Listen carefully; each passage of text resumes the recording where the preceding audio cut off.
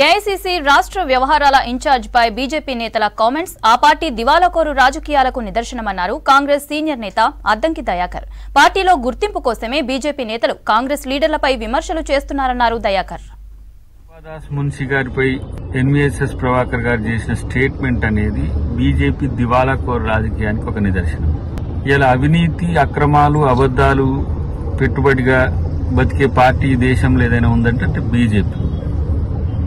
So తనకు కూడా identity crisis వచ్చినట్టుంది. ఎక్కడ ఎంపీగా పోటీ చేయాలనే ఉద్దేశం ఉన్నట్టుంది. దాని కొరకు ఒక సెన్సేషన్ స్టేట్మెంట్ ఇవ్వడానికి ఇలా మా ఇన్ఛార్జ్ జనరల్ సెక్రటరీ గారి మీద ఒక ఆరోపణ చేసి ఉంటారని నేను అనుకుంటున్నా. ఈరోజు బీజేపీ ఏ స్థాయికి దిగజారుతుందంటే ఇదే ప్రత్యక్ష ఉదాహరణ.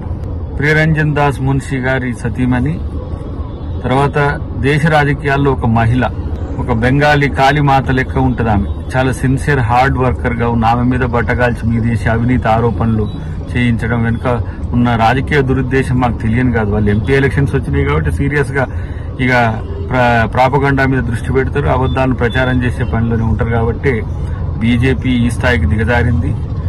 ఇలా ఎన్వీఎస్ఎస్ ప్రభాకర్ గారికి ఎంపీ సీటు కావాల్సి ఉంటే ఇంకో ఆల్టర్నేట్ ప్రయత్నం చేసుకోండి.